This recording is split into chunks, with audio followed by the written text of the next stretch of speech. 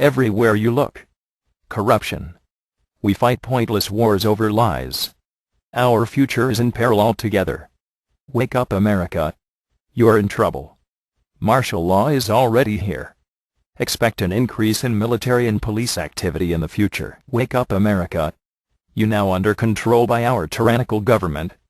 It is too late to complain. You should have complained at the beginning, when you had the chance. Now complaining will not make do. You have to rise up and expose everything. Wake up, people who are still in denial. The consequences of reality is here and now. Now it is time to get mad. I want you to get mad. This revolution will be the most chaotic and unprecedented in the history of mankind. The Civil War is here, America. Fight the elites. Learn to shoot a damn gun.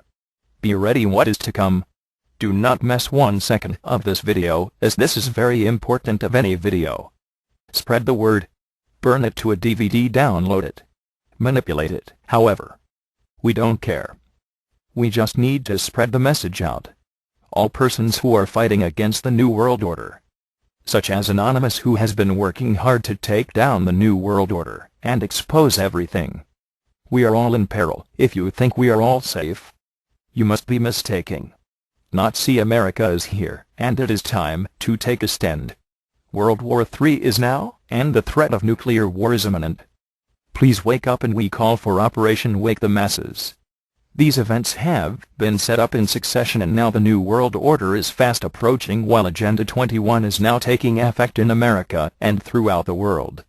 If we lose this battle and fail to unite, then we allowed ourselves to get screwed down to the bone. Do not fall for one more trap.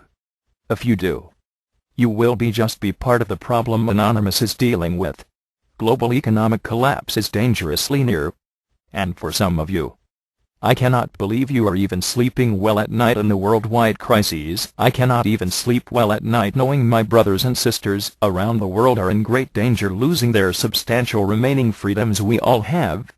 This video will make you angry, weep, horrified.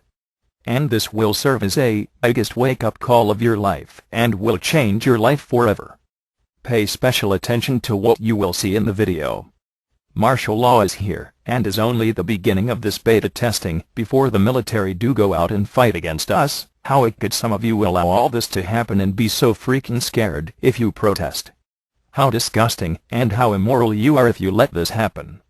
To those who are awake and aware of the corruption, it is important to wake up the remaining peoples who are still ignoring the reality, and it's time to go all out. We will show no more mercy. We will be aggressive in our fight. We will not stand down. We will not give up. This is the biggest fight in the Anonymous era and in human history. The world will remember, and will look back at us and may say, boy, they have fed themselves up, and how could they allow evil to take over that quick? There is no more time to waste on television shows. This is our future in peril here. If we stand down and do nothing, we will become forever slaves to these tyrants and the New World Order. Get armed. Get prepared. Get ready for the big one coming, and the big one is just at the door. When will you wake up? Realize this is what we are all facing together worldwide. Spread the message. Do not miss one bit of this video. Pay attention. We are Anonymous. We are Legion. We will never forgive tyranny. We will never forget what they have did to us. Too late, Illuminati, to even expect us. And time for you and your puppets to die and to be banished forever. Hi everybody, this is Lisa Haven, and I've got some pretty bad news that I have to share with you guys today. But here's our headline for starters. It's huge new Army military document exposes, and I mean all out exposes, their martial law plans and their FEMA camp plans that they have set for the Southwest. This is huge. This was a recently classified document, and parts of it may still be classified. This has been the unclassified document, but it has recently been unclassified, and it reveals basically an 8-week training course, and it's called I have it written down here, Jade Helm, or Jade Helm, H-E-L-M. I'm going to go through it with you guys in a moment. But this particular exercise is specifically taking place in places like Texas, Arizona, California, New Mexico, Nevada, and Colorado. These are the particular states that they're focusing on. And some of them they have even labeled as hostile. This is a huge red flag on so many levels. We all know the internment and resettlement document. If you haven't studied that, I highly encourage you guys to Google it. I've done quite a few videos on FEMA camps and the internment and resettlement document, not to mention the civilian labor camps, which are also a part of that. And I'll dive into some of that towards the end of the video. But for now, I want to dive into this newest document because we're in hell over high water. This is what it is. And I hate to say this, but this is some of the biggest news that I have covered yet, and probably the most dangerous. And it's not a whole lot of pages, so let's just dive right in. All right, so here we are on the document. It's titled U.S. Army Special Operations Command, and as you can see, it's been unclassified. Now, this is a request to conduct realistic material training, which they're calling RMT. That's what it's going to be referenced in the future. And it's Jade Helm 15, Jade Helm 15. And this is put out or put together by the U.S. Army Special Operations Command. What is the purpose? They're very clear on this. The commander of the United States Army Special Operations Command, or the USASOC, seeks a written invitation and approval from local officials to conduct realistic military training within jurisdictions for joint military exercise, which they're calling JH-15.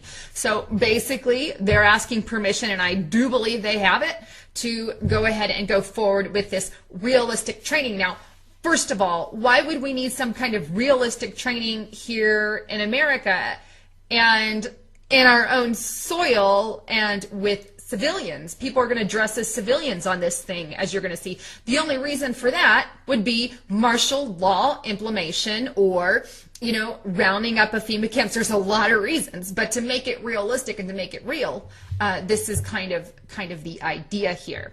So what is, and here's where they get in a little more detail, but what is realistic military training? It says RMT is training conducted outside of federally owned property, meaning they want to use on our own soil, outside of their own stuff. The RMT process is designed to ensure proper coordination between the Department of Defense representatives and local and regional authorities. It includes the following measures: risk assessment, medical and communication plans, MOU, MOA, and licensing agreement, including role players, legal review, ID of training staging areas, role players, airfield drop zones, for crying out loud, landing zones, letters of invitations behind from local officials, coordination with local, state, and federal law enforcement, meaning this is our military working with our PD, our local PD, our fire department, or whoever they need to work with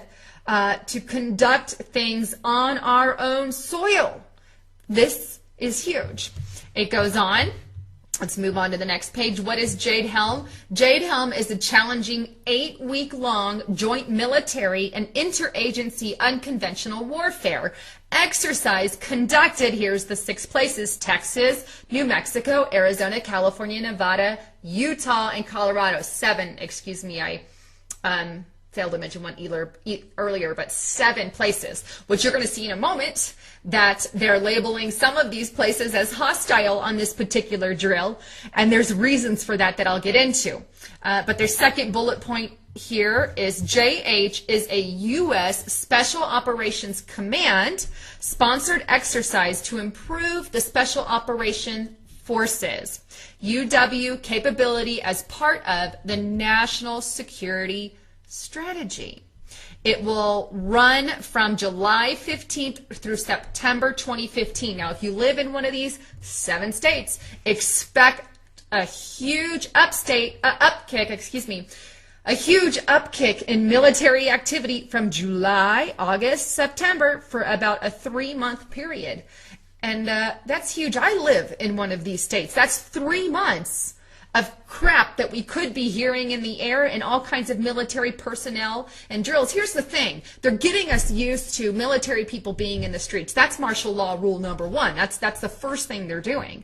And as you're going to see in a moment, these are normal things that we'll expect to see. Number two, they're preparing to initiate martial law and maybe even roundups. This is not a joke. It's the real deal. Who's involved and where? Here. We have the Army Special Forces, the Navy SEALs, the Air Force, the Marine Special Ops, Marine Expeditionary Units, Airborne Division. This is a little bit of everything. Exercise locations. Here's their locations. So if you live in one of these counties, or I think some of them are town. We have Caldwell as a county. Some of these are, San Antonio, a city.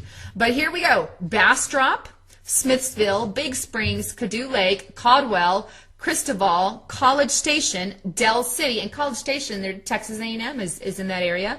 El Dorado, Golad, I might be butchering that, Junction, Leakey, Menade, Mountain Home, San Angelo, San Antonio, and Victoria. So if you live in one of these counties, of which I actually grew up in one of these counties, so have a lot of contacts there. I'll definitely be keeping information on that. But there they go. They're going to be running them all around there. And so beware if you're in those areas and get ready for some action. Now here, this is pretty, this ticks me off. I'm sorry, I don't know how else to put that, but I'm rather upset. Here is where they actually list in red and blue and brown and light brown different hostile areas. For this particular example or drill that they're doing, they have listed Texas and Utah as hostile. Let me think about that for a moment. Probably the most pro-gun people live in Texas. Texas is very patriotic. They wanted at one point to secede from the Union. Texas has a lot going for them. A lot of patriots, a lot of Christians in that area. Why would Texas be targeted? Specifically for that reason. There's a lot of patriots there. And this is one that they've listed as a hostile area as an example to the drill that they're going to be doing right here. And then they go even further and they list Utah. Anybody guess why that's in red? I have one. Mormons. Mormons are they teach against things like what the government's doing. They're big preppers. Okay, Mormons don't mess around. They don't agree with a lot of stuff that the government is doing, and the government knows that. This is why Mormon area has been targeted. Utah, Mormons, Christians, and we have Texas. We have Christians and patriots, both labeled as hostile examples that can be used. Now, the reason that they're actually labeled as hostile, and I'm gonna go there and then I'm gonna come back. It says here, why Texas? Okay, yeah, good question. Why Texas? Why is it hostile? And I'm going to read this in a moment, but before I jump ahead on that, let me just explain some of the other states because it's going to tell you in a moment. But here they have permissive California and Nevada and Colorado, and then they have uncertain about New Mexico. Maybe they're friendlies, maybe they're not. And then they have Arizona leaning friendly. I'm not quite sure why Arizona is leaning friendly, but they have it labeled as such. But these are their different labels and different stations that they have around for a reason. Now moving on. Why is there red here? Why is this hostile? Why is this hostile? Good question. That needs an answer. Well, here's what they give. The United States Special Operations Command has conducted numerous exercises in Texas because Texans are historically supportive of efforts to prepare our soldiers, airmen, Marines, and sailors to fight the enemies of the United States. Huh. That's funny. So basically, they're going to use Texas because Texas is supportive of our soldiers, airmen.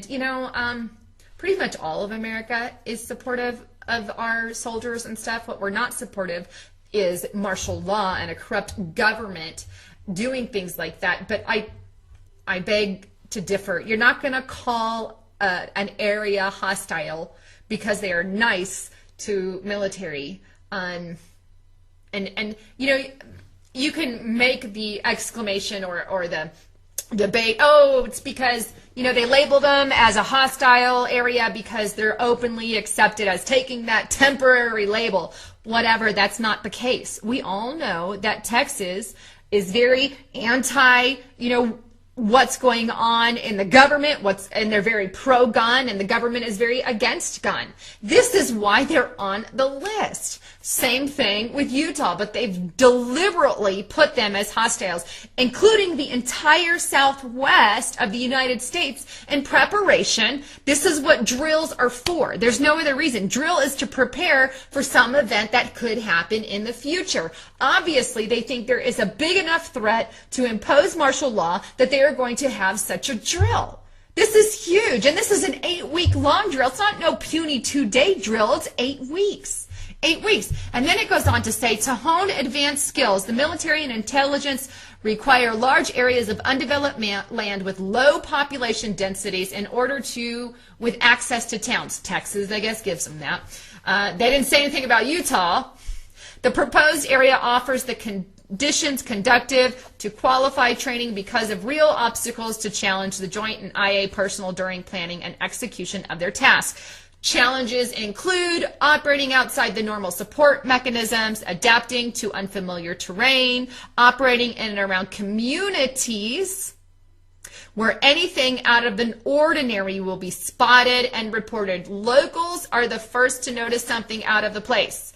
Yes, so they're actually banking on being reported, and they're banking on doing this around neighborhoods and communities. There's no other reason for that except to get us ready for martial law, to get us ready for Roundup. And then it goes on to list this pretty shocking fact: the opportunity to work with civilians to gain their trust and understanding of the issues, but it doesn't say what the issues are.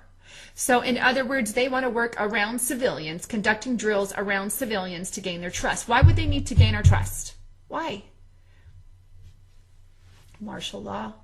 So if they have to come in and start rounding up patriots and start rounding up Christians and start rounding up veterans, you can bet we're in hell over high water, because that is exactly what they want to do. And that's how they would get people in communities to work with them. Do you see a neighbor doing something? Say something. This is exactly the motto and the lingo that we're hearing from the White House right now. Moving on, it says that 1,200 service members will participate in the drill, including support, opposing force personnel, training unit. Anticipate minimal physical impact on any given area due to the large area of operations. Interesting. Funding identified for this portion of the exercise will go straight into the economy. Oh, look, it's good for the economy. And its estimated economic impact, except for the $150,000 price tag, but I guess that's what they think they can bring the economy, is how I read it. So there you go. Moving on, what to expect. Okay, now this is interesting. If you live in Bastrop, Caldwell, Austin area, all of these places that I mentioned earlier, or in the Southwest area, what you can expect at night or during the day: increased aircraft in the area at night, noise complaints. Some individuals may conduct suspicious activities designated to prepare them for complex environments overseas. Local LEOs are fully aware of the exercise. Local footprints will be 60 to 65 personnel. Personnel may be carrying weapons with blank ammo. Some participants will be wearing civilian attire and driving civilian vehicles. Now, why would they need that? Martial law. I think it's very, very evident here. But we're not even on the brink. We're here, folks. This is huge. This is just, here's a couple safety measures they're going to take. You can read that on your own later. if you want, and then it goes into questions and concerns and who you gonna call.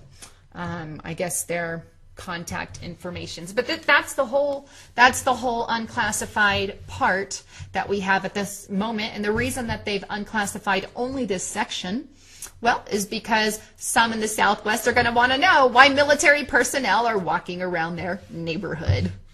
So I guess all that to say that it's hitting the fan. I mean, it really is. And I wanted to bring you this document and show you it page by page because it's not that long. It's, I think, 8 or 9-ish pages if you include the last one, or 12 pages total, actually. But anyway, this is a huge red flag. Now, what I want to do is just, I said I would kind of briefly touch on a few documents. Let me pull them out because I got them here. And the first one, you guys have seen this before. It's the Internment and Resettlement Operations document. I've gone through this on numerous occasions, but just to hit a couple briefs on that page, there's actually diagrams on it that show what the FEMA camps and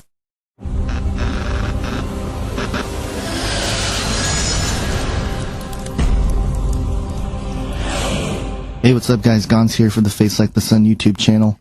Obama has declared cyber terrorism as a national emergency. And this came out yesterday. I wanted to make sure that it wasn't just an April Fool's joke, but apparently this is real. There was an executive order that was published by the White House that declares this, and I have the document here, and it says here, quote, I, Barack Obama, President of the United States of America, find that the increasing prevalence and severity of malicious cyber-enabled activities originating from or directed by persons located in whole or in substantial part outside the United States constitutes an annual and extraordinary threat to the national security, foreign policy, and economy of the United States. I hereby declare a national emergency to deal with this threat. This is no surprise after it was reported by RT back in February 10th that the White House creates new cyber agency in effort to combat computer hacks, and more recently with things we've been covering here with Googletopia, Internet Fascism is here, and I'll put a link to that video in the description section, and also net neutrality, which basically creates a cyber panopticon situation. Now, the whole point of this sanction was to be able to go after any international hackers that may be trying to get into the United States network systems, whether they be government or business-related operations. And what they are allowed to do now is they can pinpoint the individuals or groups that are trying to hack, and they can basically freeze their money and they can go after them.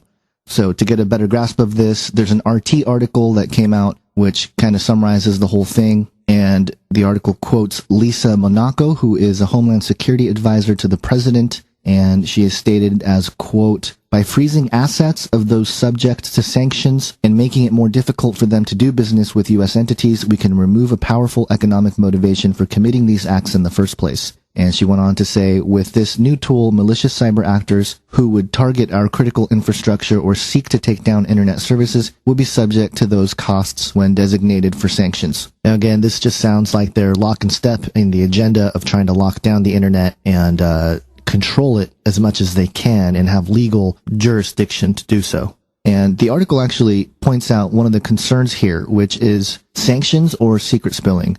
And it says here, quote, given that the executive order authorizes action to be taken against entities accused of assisting deliberate activities accomplished through unauthorized access to a computer, though concerns have already gave way regarding the possible use of the directive to censor foreign news and outlets depending on how their source material has been obtained. Marcy Wheeler, an independent national security reporter formerly with The Intercept, wrote on her blog on Wednesday that there is the possibility that the administration might use the executive order to target foreign entities that disclose secret documents if they happened to be acquired in a method that doesn't cut the administration's mustard. So it just gives them more power to allegedly go after some of these malicious hackers. A couple problems with this, though, and again, the article points it out. This article is really good. I will link it to you guys. First off, this doesn't account for the number of hacking that's going outward. The United States government or, either independent or government hired hackers from the United States going into other nations and, pulling up documents and things like that that are probably illegal to do. It doesn't address that issue. But also, it says here, aimed at United States activists, question mark. Andrew Weave Aurenheimer, a 29-year-old computer hacker who was sentenced to prison for disclosing a security vulnerability that affected AT&T and Apple, added that the administration's latest order may be ineffective given the realm in which cyber actors operate today. And he states, quote, the measure would have been something to pass in the 90s when technologies for irreversible currency transactions didn't exist. As it stands, this is just going to hasten the advance of Bitcoin's adoption of criminal enterprise. Courts cannot seize Bitcoin without seizing the keys, which are held in countries hostile to United States enforcement arms. Obama's administration continually attempts to give the impression they're fighting foreign cybercrime, but every single indictment seems to be aimed at United States activists. I was falsely imprisoned by the Obama administration and tortured for legitimate and lawful public criticism of his corporate allies. Before passing more regulations, his administration should do their duty of making amends to me for the terroristic violence it performed upon me. So there you go. The concern is not just this national threat to America, but just within our borders, people that may be trying to get into government documents and things like that, if they hack or if they are exposed in some way, they are able to go after them, and they're trying to control the distribution of information. I mean, this is pretty clear that that's what's happening. You wouldn't declare a national emergency if there wasn't some sort of reason to allow the White House to go after individuals or groups that may be threatening to them, you know, because ultimately when they do stuff like this, they don't have necessarily the best interest of the Americans in mind. They have the best interest of the corporate government in mind. And of course, cyber terrorism is probably just another excuse for the corporate war machine that is the United States to continue all of this wars and rumors of wars. So I will leave links to a couple of these articles in the description section so you can do your own research on this. But I wanted to bring to your attention that the agenda continues to lock down the internet, and this is just another step. They're fighting crime at the expense of your freedoms. Thanks for watching, guys. God bless. Welcome to the Basic Video Show. I am your host, Ted, from beautiful Chico, California. Well, we have a crazy day going on right now. We have Obama declaring a national emergency because of Russian plutonium being sold and enriched. And also we have the Brits supposedly having special forces on the ground invading Syria right now. There's supposedly massive gunfire. And this is just a crazy day. So we have a brink of World War III, and then we have Obama trying to clamp down domestically to blame the Russians. Because the Russians are going to protect Syria because that's one of their allies, along with Iran. It's just a crazy day. But no matter what, we have to look at this and say, Obama has declared a national state of emergency, basically putting all control under his offices. Because we have the Obamacare vote coming up, and we have the Fast and Furious vote against Eric Holder coming up. And what better time when you're losing it all to throw all your cards on the table and say, hey, I'll just declare a national emergency and just call it a day. I'll forfeit everything. I'll forfeit Congress, and you can't say nothing because I'm the dictator-in-chief.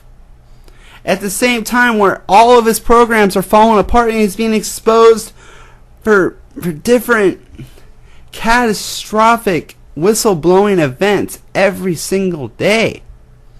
We have cops calling in on the Alex Jones show nearly crying, saying that there's supposed to be exercises in St. Louis to confiscate guns and that they might need air coverage from the military. We have all this going on, and we have the financial collapse of Europe. Really, what is not going wrong right now? Do you really feel safe in your house? I feel safe in my house. I don't live in fear. But really, looking at this massive influx of just crazy news every day. The average person, if they didn't know what was going on, if they started just all of a sudden pay attention, they would be running for the hills. They'd be sitting at grocery stores buying 100 gallons of water at once and just hair on fire. We have George Soros coming out trying to say that the euro's falling apart when we already know that. We have bank downgrades. But the real issue at home is we have the Obamacare vote coming up, and we have the contempt charges against Eric Holder, which Obama declared that they can't look at it. So why you waste your time if I can just come in and say, nah, you're not going to look at that. I don't want you to look at that right now. I want you to focus on this. If you don't look at it, everybody will get a music card. Don't look at the evidence for Fast and Furious. You'll get a free car and music cards and plush bunnies. I'll give everybody tens of thousands of dollars right now if you just don't look at the evidence. But the evidence is there in black and white. He says he didn't know about it, but he was saying straight up and on the news talking about it. These guys are all guilty as hell, and they need to cover up their crimes somehow. What better way than declare a national emergency on something that totally does not relate to national security when Russia is in the news basically screaming at Obama saying, "What the hell are you doing, you psychopath?" Remember last week when everybody was saying, yeah, Putin gave Obama a tongue lashing for like 20 minutes. Yeah. And then next week, what does he do? He declares a national emergency against Putin. While Putin is in Israel, there's British forces on the ground trying to go after Syria. It's just a crazy day, and we need to dissect this and really take a hard look at this and say, why is he blaming Russia all of a sudden? Why is he saying that he is declaring a national emergency over something that Russia is doing, when a national emergency basically relates to what's going on the United States actual soil itself? Because this plutonium-grade, missile-grade plutonium is being sold to Japan and a couple other countries, but does not relate to what is going on here. What is going on here is that there's been reports of military on the streets with tanks and basically doing exercises all over the country. And at the same time, we have a total financial meltdown going on here. We have record unemployment. We have cities that are starting to declare bankruptcy, such as Stockton is starting to talk about that right now. We have just a total financial meltdown, and it's just one thing after another. We have a very strong chance, if the Justice Department would step up, to be able to impeach our president at any given time. But the problem is we have the Justice Department protecting the president, because the Justice Department is wrapped up with the killing and murdering of cops and hundreds of innocent civilians. So the people that are supposed to police the system. Good evening, everybody. President Obama and British Prime Minister Gordon today calling for a new world order to tackle our global economic crisis. It's been a long time coming, but tonight, because of what we did on this day, in this election, at this defining moment, change has come to America. All right, folks, there's a lot going on right now. Decisions being made that are unprecedented and will have an overreaching impact on what it means to live in the United States of America. Both the Senate and the House of Representatives have just overwhelmingly passed the National Defense Authorization Act. Squeezed into this military funding bill are two provisions that give the military not just lots and lots of money, but lots and lots of power as well. A new generation of surveillance drones could soon be watching us all. The Federal Aviation Administration is expected to announce plans to expand the use of domestic drones in American airspace. Well, get ready to look up at the sky and see drones hovering above.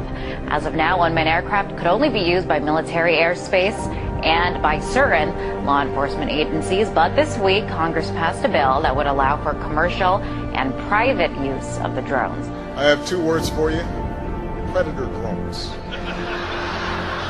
You will never see it coming.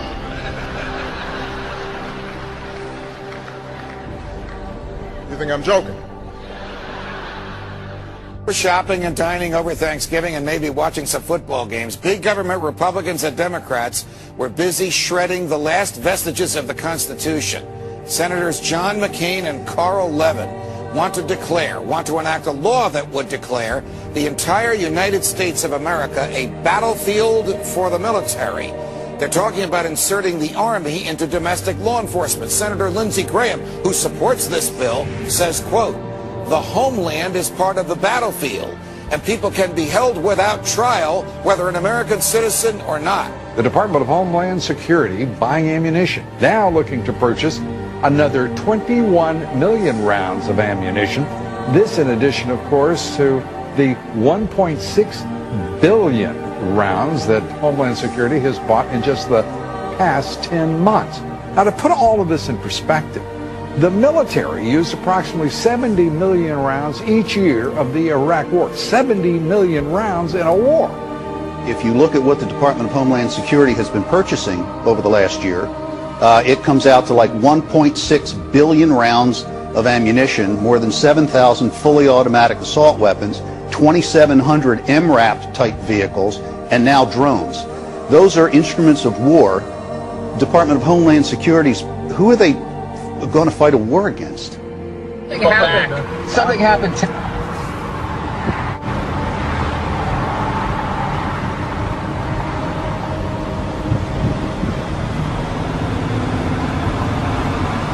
Robert Whitaker, the tactical supervisor for El Paso SRT for Homeland Security Investigations. Well, we have our big vehicle out here. It's an armored vehicle. It's an MRAP vehicle. It's mine resistant, ambush protected is what it stands for.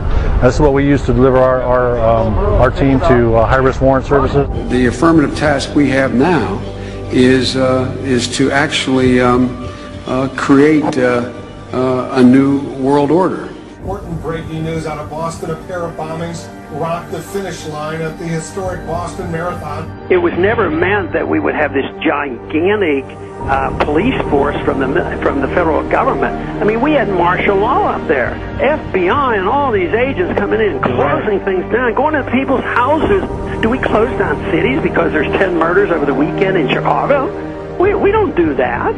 But here we close down a whole city, not even allowed to go to a baseball game. I mean, I think it's very, very scary when I look at some of those pictures. The military likes to perform war games, so that's why we're seeing military on the streets practicing. They are actually practicing. The tanks that we see on the streets and the National Guard patrolling neighborhoods and the practices that they're doing with our local police department, this is all in preparation for martial law, so that when they do actually lock down the country, they've got everything secured. But I think what we're starting to see, for anybody who is objective at all, is we're seeing a totalitarian system now unveil itself. And ever since essentially 9/11 happened, it's been more and more of these draconian measures that are leading us right down the road to martial law. Particularly to hear President Obama claim the power to keep people in prison indefinitely with no charges against them, no conviction, no sentence, just imprisonment. It's particularly stunning to hear him make that claim in the middle of a speech that was all about the rule of law. This last week, the U.S. Congress passed a bill which repeals posse comitatus, which means that we have now institutionalized and codified martial law. Right now, the battle against terrorism involves all of us. Everybody in this country is a potential terrorist. We don't even understand freedom anymore. We are a country that is headed towards socialism, totalitarianism, beyond your wildest imagination. I have to tell you, I'm doing a story tonight that I wanted to debunk these FEMA camps. I'm tired of hearing. You know about them? Sure. I'm tired of hearing it. I wanted to debunk them. Well, we've now for several days done research on them. I can't debunk them. I don't know anything about them. It is our government. If you trust our government, it's fine. If you have any kind of fear that we might be headed towards a totalitarian state, look out, buckle up. There's something going on in our country that is ain't good. And they find a little red dot or a little blue dot on their mailbox, and they wonder what the little red dot and blue dot is.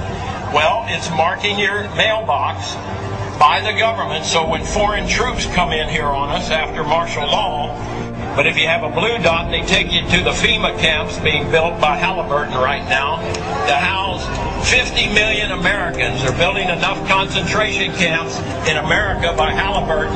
So I'm going to tell all of you, if you have not bought ammunition, if you have not bought guns, go get them now. Go get them now, because you won't be able to get them much longer. Change has come to America. Practice Christianity and you could be court-martialed. That could be the new law of the land for our armed forces, thanks to a proposal by a religious tolerance group that claims Christian evangelists are predators. Is a war on religious liberty within the military, and that the Christianity of service members is now coming under attack by the Obama administration. It's so incredible. Here's a new article by Kurt Nimmo that's got links to Fox News, Denver papers, you name it. The state police have gone public and said, we're in federal training now where they're asking us, will we confiscate guns from Christians? Now, do you understand how even more illegal that is? Behind the scenes, they're training for what can only be called a foreign authoritarian takeover of this country via the federal government and the foreign banks. Here's the article. Colorado troopers trained to consider Christians as dangerous terrorists. Absolutely amazing. And it's all bibliographed. It's all linked to it being announced, to it being reported.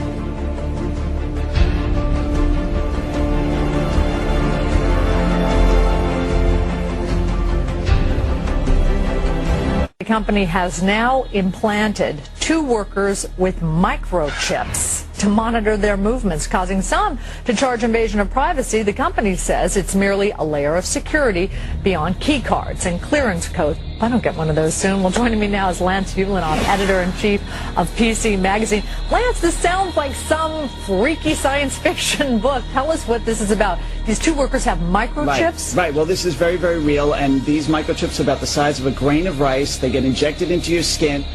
Futuristic film. Humans injected with a tiny chip holding the key to all of their private information. But as you're about to see in our CBS 46 investigation, it's not fiction. In fact, it's being marketed in Georgia as life-saving technology. Life-saving technology. We have a Florida family who are really pioneers in a brave new world. They have volunteered to be the first ever to have microchip identification devices implanted into their bodies. It is the first implantable microchip for humans that has multiple security, financial, and healthcare applications. One thing I would just suggest, I'm just an outside soon-to-be investor. I love this idea, by the way, Scott. I think the Northside Independent School District in San Antonio has put tracking chips in the ID badges for more than 4,000 high school students. Well, it looks and sounds like something out of the future, but a new palm scanning device will help Bossier Parish schools keep better track of what children are eating at. The electronic device will be implemented at all Bossier Parish schools. Now we're seeing a complete totalitarian takeover of the United States of America. And we've been talking about this for years now. This is the police state. This is the police state. This is what a total breakdown of our society looks like. But we're seeing all of this intensify. This is all intensifying around the Second Amendment. Should we be able to own guns or not? Let's take guns away from the people. These are very big, very hardcore issues. No matter what your purpose is, you must leave.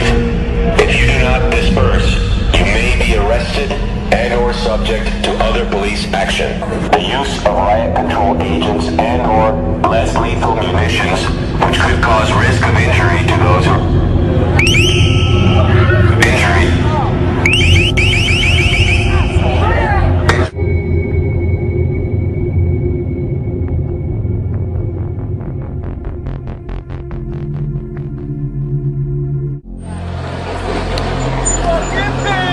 Wall of police now moving in.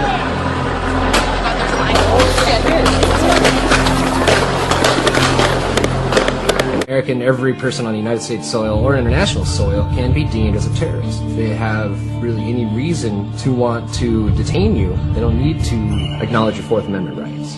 It's what supported things like the Patriot Act and now the NDAA and the ever-encroaching police state. By order of the City of Pittsburgh Chief Police, I hereby declare this to be an unlawful assembly. I order all those assembled to immediately disperse. You must leave the immediate vicinity. Urban military training exercises are becoming an increasingly common sight in many U.S. cities. The Department of Homeland Security has spent the past year acquiring more than 1 billion rounds of high-performance ammunition. Do these developments suggest concerns over a potential terrorist attack? Are they preparations for widespread social upheaval? Is there perhaps something even more sinister underway? There's an insider at the Department of Homeland Security who described urban warfare training as, quote, desensitizing exercises all across the US, adding that, quote, we're being prepared for mass civil unrest in major US cities. DoD will be expected to help when we're requested.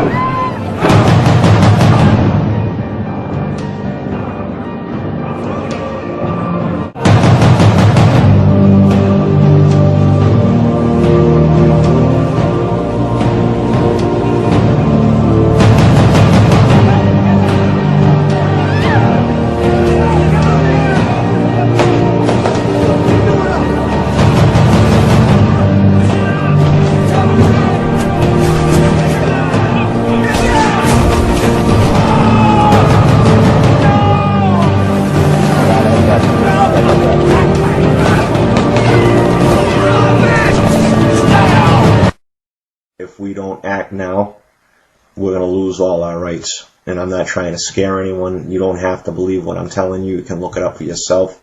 You can ask questions. I mean, that's what being a free democratic society is all about, is asking questions. And, you know, they don't have the answers for them because it's all there in black and white. You read the bill and it tells you exactly what's going on. So, and if enough people start questioning, then they're going to have to rescind the bill. I mean, I don't want my family growing up in an oppressive society where they can't walk outside and breathe fresh air without someone pointing a gun at them. And they might say that that could never happen, but why would they put that language in there, giving them the authority to do it if they didn't have any intent on using it? So, don't believe what they tell you. Because our forefathers left England because of the very things that are going on in our government today.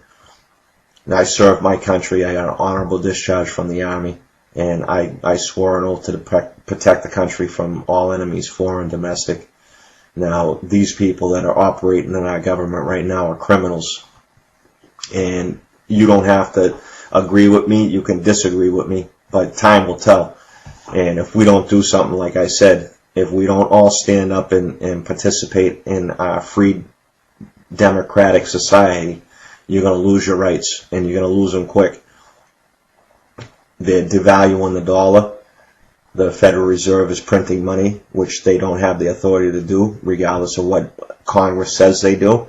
It's in the Constitution. They do not have the authority to print paper money. That's in our Constitution.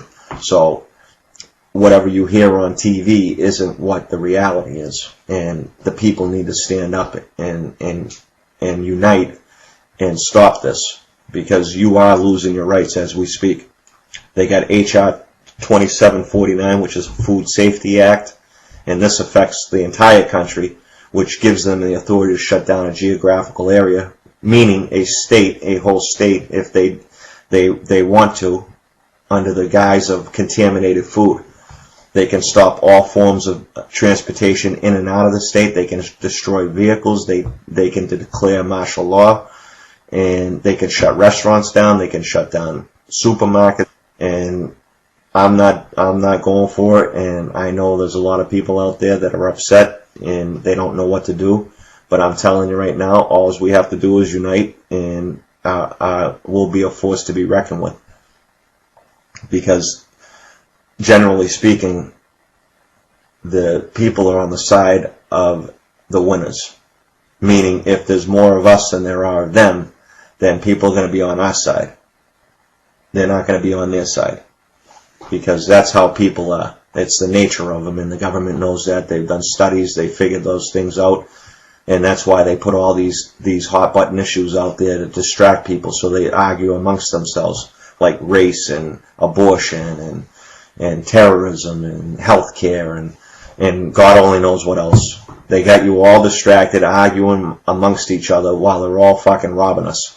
Excuse my language, but I'm pissed.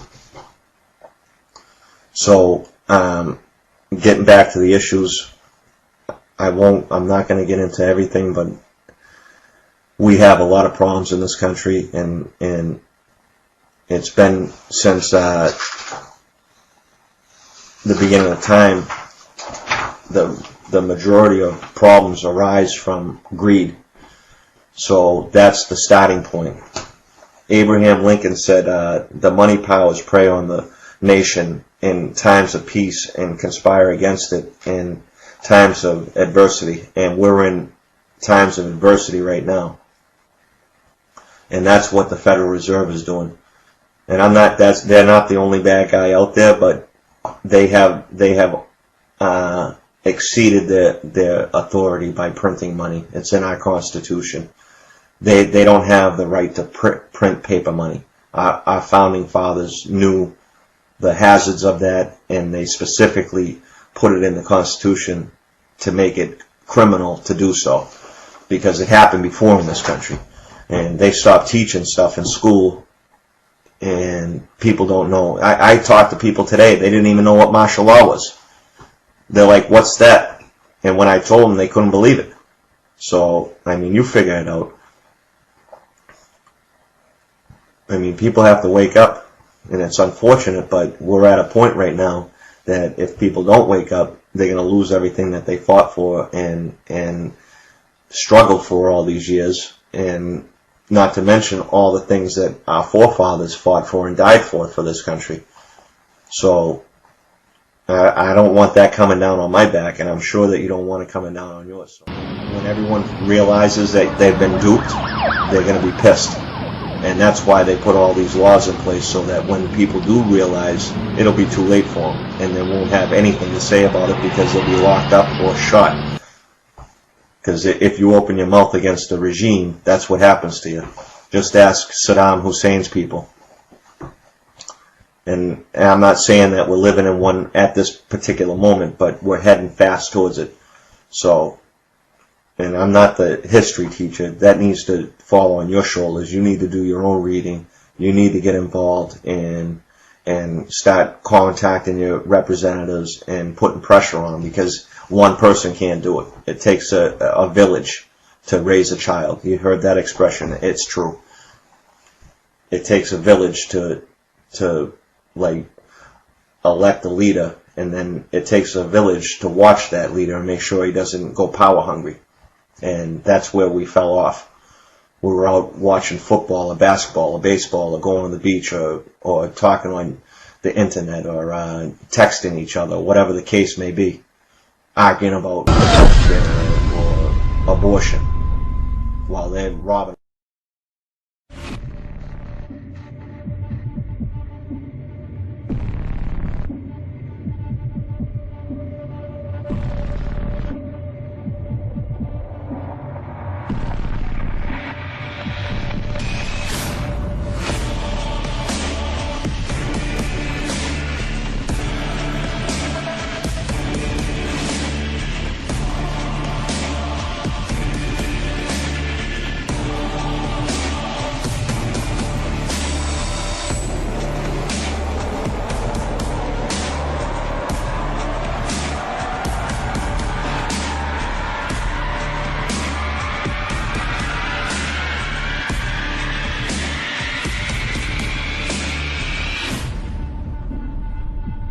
Ever reasonable to restrict constitutional freedoms in the name of fighting terrorism? In our opinion, no. And now the plain truth. As you've seen on our show, the government at times tells you lies. The deception is historic and continuous. The government needs to be exposed because it cannot be trusted to expose itself. We live in exciting and fearful times. Most of you today are not afraid of big crime or big business or big labor. Rather, most of us are most afraid of big government. All right, folks, there is a lot going on right now. Decisions being made that are unprecedented and will have an overreaching impact on what it means to live in the United States of America. Who could want a government that punishes people for speech, that lets its own agents write their own search warrants, that fights wars just to keep the military-industrial complex busy, that debases all you own by printing worthless money and putting it into the stream of commerce, that gives away more than half the tax dollars it collects, and that, despite express provisions in the Constitution to the contrary, permits the president to lock up whoever he wants and to throw away the key. The president saying he can secretly kill Americans and have bags put over our head and have us thrown into black vans to disappear forever.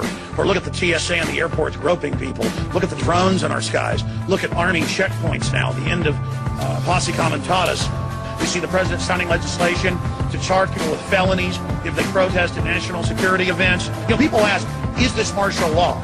Yes, we've been under a soft form of martial law with secret arrest, warrantless spying, protesters getting beaten up, all of these type of things going on for a long, long time. Now they're telling us torture is good, secret arrest of citizens is good, the government taking over infrastructure is good. They don't deny all this stuff that we warn people about forever being real now. Ron Wyden and Mark Udall of Colorado, two Democratic senators, came out today and said, hey, you know what?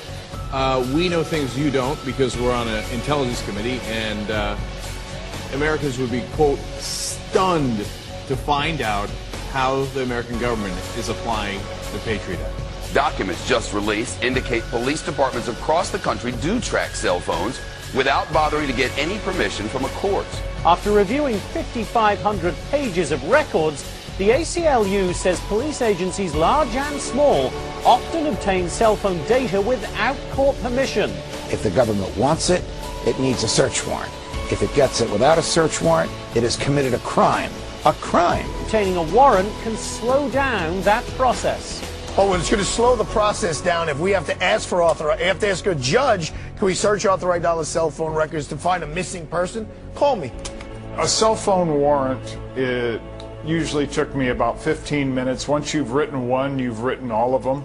You know, warrants are in our Constitution. You need to get a warrant before you search or seize anything.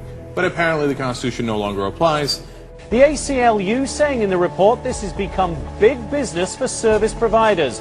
The practice is so common that cell phone companies have manuals for police. If my cell phone company is going to give up my information, I think they need to send me a note in the mail, say, we gave your information to a third party, because they always tell you, we're not going to give your information to a third party. But they also found training manuals, like one from the Iowa City Police Department that says, in quotes, do not mention to the public or the media the use of cell phone technology or equipment used to locate the target subject.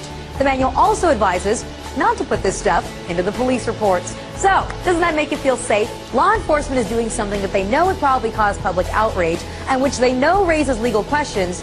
So their solution is not to stop doing it. No, of course not. Their solution is just to hide it from you. Unless they suspect me of a crime, the police do not need to follow me. That's why they need probable cause. And people say, what do you have to hide? I don't have anything to hide, but the police don't need to follow me if they have no reason to think that I'm in Al-Qaeda. And by the way, I'm not in Al-Qaeda. You know, it's just another sign of our ever-expanding surveillance state. One that's being sold to the people as a buffer against terrorism. But the truth is, it's being used by law enforcement all the time to track people that have nothing to do with a terrorism-related investigation. It started with the FBI, and the government said, oh, we have to let the FBI do it because they're tracking terrorists. Now, it's no longer terrorists, it's every case, any conceivable case, and it's no longer terrorists, and it's no longer just the FBI, it's all the local police as well. So, there you have it. That's how we destroy our Constitution right in front of our eyes. The ACLU's most recent info sheet says that 1.7 billion, with a B, emails, phone calls, and text messages are being intercepted and stored by the U.S. government. Now, the CIA, or the Central Intelligence Agency, prides itself on being the best spying machine in the world. But how much are new technologies that, you know, we're all growing to love, growing to depend on, making the job easier for them? Be it social networking, a variety of gadgets that we all use that are now connected to the internet, like your PlayStation, your smartphone, your GPS. Soon enough, even more devices inside your home. And then they had the Secretary of Defense, they had the CIA director in there, Petraeus, saying, oh, we're working with industry to have bugs and tracker systems built into all appliances. Your dishwasher is going to be listening to you. Watch what you say. We don't need warrants anymore. It's a really scary world of scary possibilities out there, and Congress is ready to counter it, with over 50 cybersecurity bills introduced just in this congressional session. But is this threat being overblown? Are we conflating different threats all into one gigantic apocalyptic scenario just to line the pockets of defense contractors and create a massive cybersecurity complex? So far, nobody in Congress has actually provided evidence that cybersecurity legislation of this nature really is needed. There are a lot of folks who stand to benefit from comprehensive cybersecurity legislation, especially if that legislation comes attached with big spending. Well, if you thought that SOPA and PIPA were bad, just wait until you hear about cybersecurity legislation working its way through Congress. It's called CISPA, or the Cyber Intelligence Sharing and Protect Act, also known as H.R. 3523. Here, Microsoft, Facebook, Tech America, they're on board. How come? Well, it tells the internet companies, look, our bad. We didn't mean to go after you guys, okay? You're giant corporations as well. We're totally happy with you guys. What we want to do is go after anyone that dares to cross the government, and we know you guys would never make that mistake. Now, you might think, come on, are they really going to do that? Hell, yes, they're going to do that. Let me give you a perfect example, WikiLeaks. If they have a law like this, they can just simply come in and tell the ISP provider, look at this law that we have, it's over, shut down WikiLeaks. But also, did you notice they snuck in private entity? So if you're a threat to a private entity, they might also shut you down. And under the veil of doing things for cybersecurity purposes, they would allow companies to collect and monitor private communications and then share them with the government or anybody else. A company like Google, Facebook, Twitter, or AT&T could intercept your emails and text messages, send copies to one another and to the government, and modify those communications or prevent them from reaching their destination if it fits into their plan to stop cybersecurity threats. So what it does is it essentially carves out a cybersecurity exception to all of our privacy laws. So in the end, if they pass this, instead of passing PIPA or SOPA, well, they might have the same effect in terms of shutting down our sites, and they also have the second effect of merging business and state even further together. I'm afraid that I'm a little pessimistic on this one. I said that we could win on SOPA.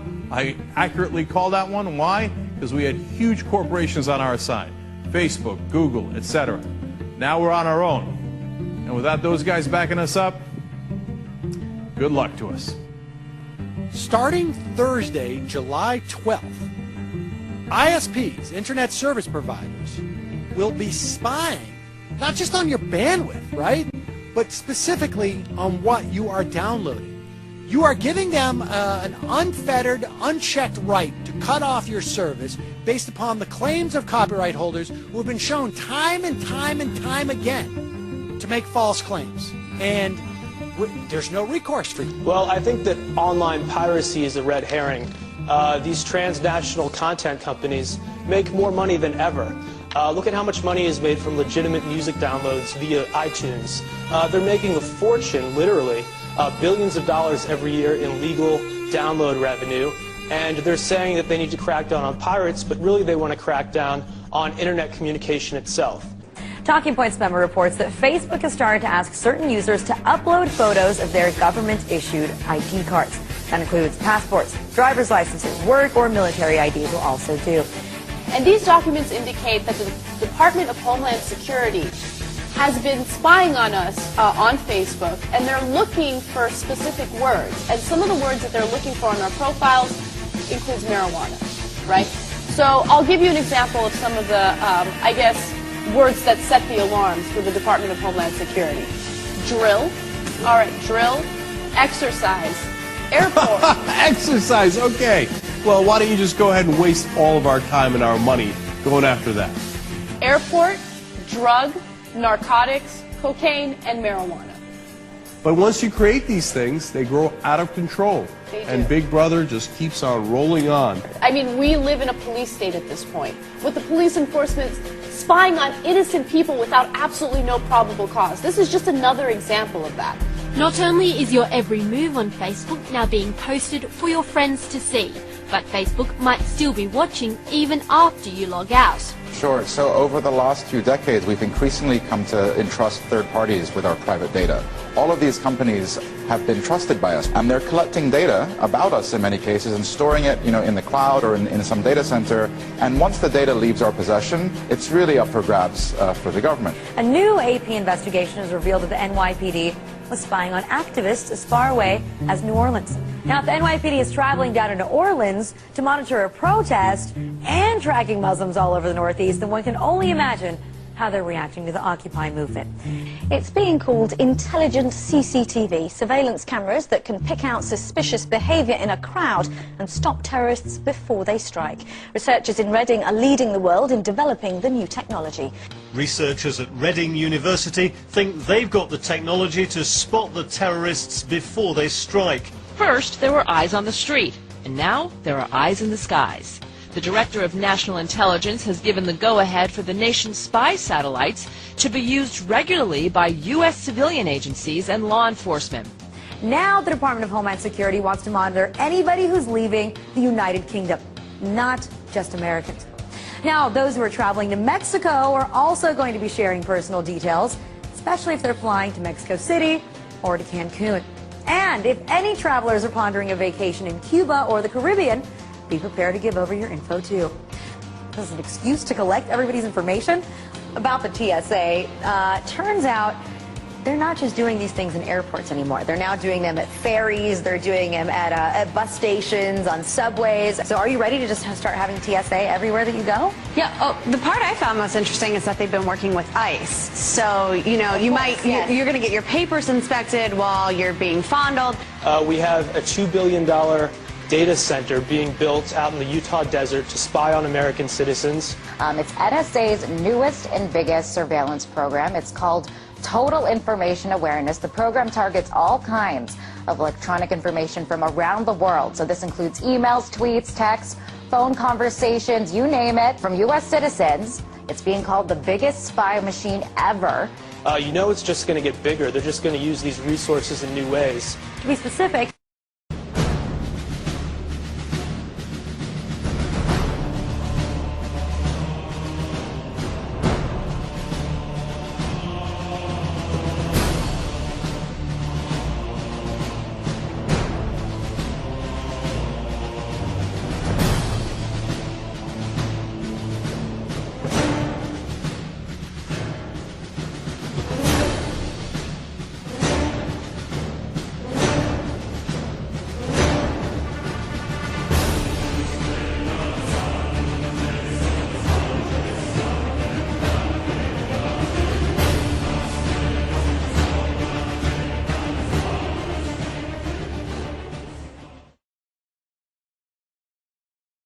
After all, I have not gotten any more mail, any more emails on any other subject than this one that is before us today.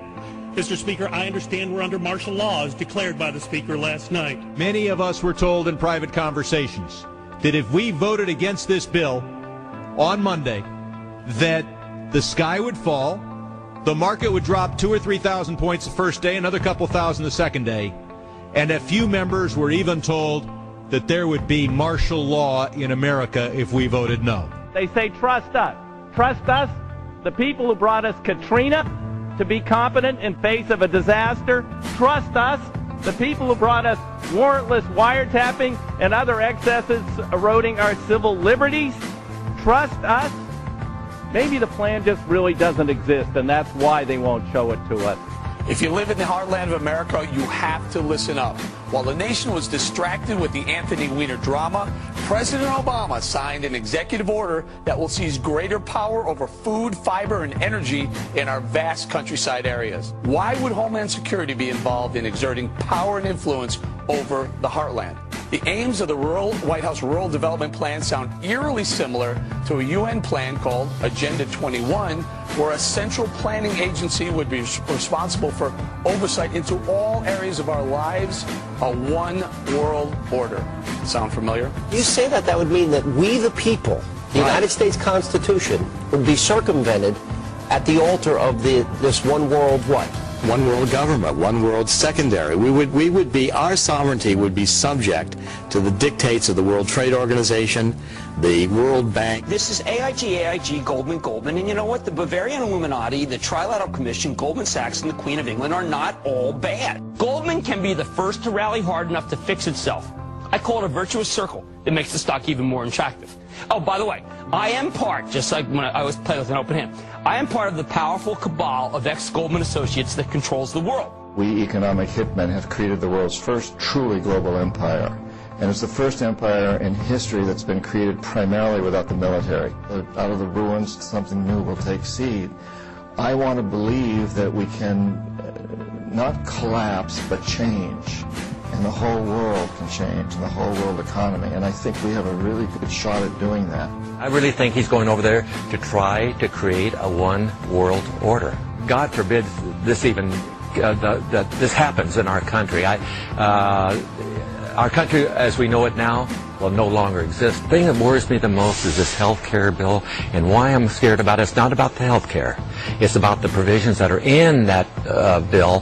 One is that if this thing passes, the government will have the right to come into our home and regulate how we raise our children. What's happening is we are now in a state of martial law and war globally. NDAA, National Defense Authorization Act, that Obama has called for and signed, stipulates that even American citizens can now be targeted by the military, picked up, and imprisoned indefinitely without civilian trial, thus throwing out our due process, our habeas corpus clauses. So we are now in the state of martial law. Everything is now creating conditions for a total war state. I mean, McCain called for the whole of America becoming part of the so-called battlefield. America is now a battlefield. The whole earth is a battlefield. When law enforcement roam the streets, leveling guns at the windows of homes. Yeah, you sent us this picture. That's a problem. Shows a guy in the gun turret pointing right at somebody's window. We had lots of examples of that in New Orleans when they brought in the National Guard. This is after Hurricane Katrina. And Mayor Nagin said, well, I've declared martial law. And then he can't. He can't. That has to be the Congress or the president. Let's explain what martial law means. Well, martial law just is very simple. It means you're under the responsibility of the militaries. They declare martial law or whatever state of emergency. The police already have special powers. There are only two ways to do things in life, voluntarily or forced. Only government police officers, for example, have the right to use force on others. They can detain us, jail us, shoot us if they think it's necessary. That's why it's important that we have this, the Constitution. But the police don't always respect this. Like most people, they're happy to acquire more power and money. Does the government work for us, or do we work for the government? How has the United States changed from a humble, peaceful republic into a police state? Have you ever noticed that the government always claims that when it does these things, it does so in the name of safety? When is the last time you heard the government give, as a basis for its behavior, personal freedom? The slow transformation into a military police state. We now have police dressed like Army Special Forces, driving armored tanks and holding assault rifles, the sight of which alone is enough to terrify innocent people into submission. The militarization of local police departments is not only changing the way peaceful communities once looked, it's also bringing the battle mentality to our neighborhoods. We may not see police as a threat to us now, but when peace officers are geared up like soldiers, they'll eventually act like they're going to war. Who could want a government that punishes people for speech, that lets its own agents write their own search warrants, that fights wars just to keep the military-industrial complex busy, that debases all you own by printing worthless money and putting it into the stream of commerce, that gives away more than half the tax dollars it collects, and that, despite express provisions in the Constitution to the contrary, permits the president to lock up whoever he wants and to throw away the key? Whether you believe that we are the highest order of natural selection, or whether you believe, as I do, that we were created by God in his image and likeness, you know in your heart that these natural yearnings, as St. Thomas Aquinas and Thomas Jefferson called them, are our natural rights, are a part of our humanity, and cannot long be denied us. And yet, they have been denied. America, the greatest losses to our freedom have come not from someone attacking us, but from the government ignoring the Constitution and the majority letting them get away with it. And we should make the government afraid of us. Afraid of us. Because as Jefferson reminded us, when the people fear the government, there is tyranny. But when the government fears the people, there is liberty.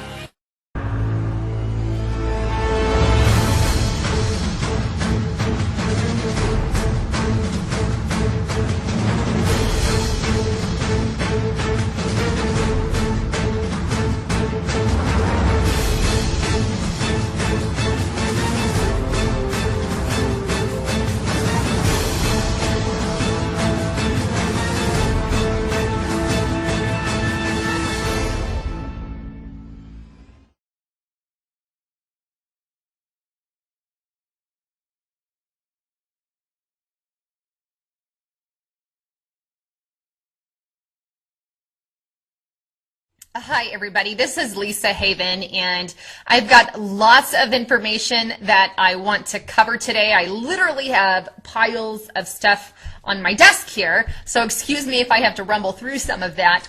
But I've got various things that I want to cover, but to hit it kind of in a nutshell as far as the topic, I would say that it's the globalist agenda that has been in play for years. This isn't something new. It has been in play for even decades. And not only that, but evidence and proof and hardcore documents that prove that America is basically going to hell in a handbasket. I'm going to cover everything from, our Second Amendment issues to a CIA document, and you guys are going to love this, back from 1974, that basically proves the depopulation agenda even started then. But to dive into that later, here we are, Agenda 21, and even more so, so much on the forefront. But before I get ahead of myself, let me start with some of the main goals of the elitists, those in power, those are in our leadership all across the world. But one of those goals, and these are in no particular order, but I know that there's attack on all these things. The first one is control of the internet. This is a major goal right now. We all know that net neutrality just got passed or put through by the FCC, and that is basically making the internet into some type of utility. And this is a major issue because, as we're going to see in the future, that's just one small step to taking away the rights that we currently have on the internet. And basically what they're doing with the net neutrality is they're fixing a problem that doesn't exist. Why are they doing that? Because they want control. They already have control of major parts of our life, and they're already stealing control through companies like Facebook, who shares information, and Google, who also, collects data on everyone. Both of those are very tongue-in-cheek with our government. On top of that, other things that I want to mention is there are threat warnings of a cyber attack from people like Janet Napolitano. We have Obama making statements. We have the FBI sending out warnings. We also have the director of the NSA who had said stuff about a possible cyber attack, which could go, any particular way. But if you guys Google any of this stuff, you can find some of these quotes on there from these people. But all that to say that if they are warning us of a cyber attack, could it be that some kind of false flag, covert operation that's blamed on another group of people, probably terrorists in this case? But we know the government is behind the false flag. Could there be a false flag attack on our internet in order to control it? That is going to be their key into control of the internet. If they can have somebody hack the system, if they can have somebody break into our cybersecurity somehow and maybe cause power outages or whatever the case may be, then the American public will scream, yes, we want control of the internet. And this is a huge issue, and we need to keep in mind that these things are false flags as an ends to a means. And one of those goals right now, and I think it's a top priority goal, is to gain control of the internet. And why? Obviously for the power. And second, they want to control media, like me, like other YouTubers out there telling the truth, like, organizations like Before It's News, like Depka Files, like Alex Jones, like they want them all shut down. And that's kind of the agenda there.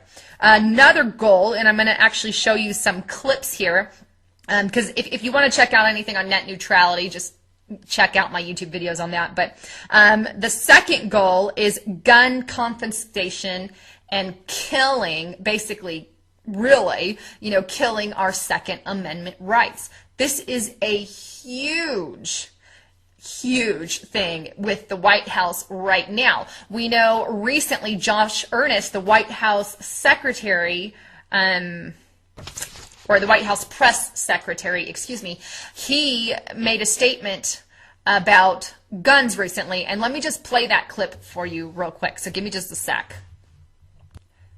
All right. That there are some common sense Whoops, steps let me we can take. Start that over. Kind of started in the middle. Okay. The president has long believed that there are some common sense steps that we can take.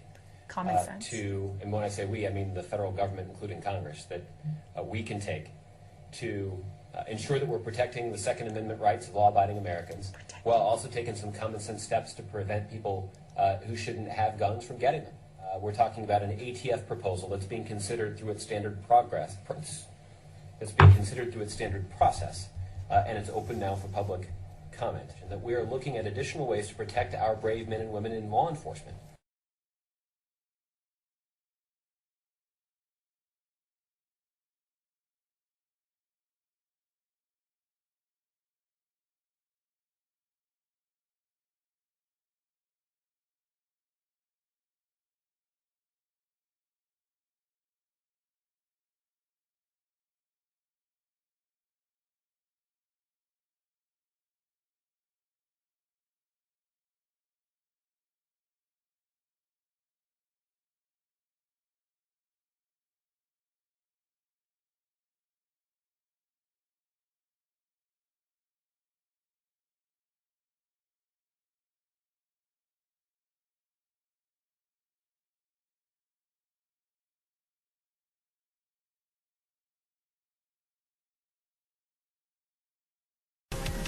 Would you like to see all the executive orders that have been put into place to take over our nation, to have complete control over us, to take away our rights, round us up, and put us where they want us? Here we go.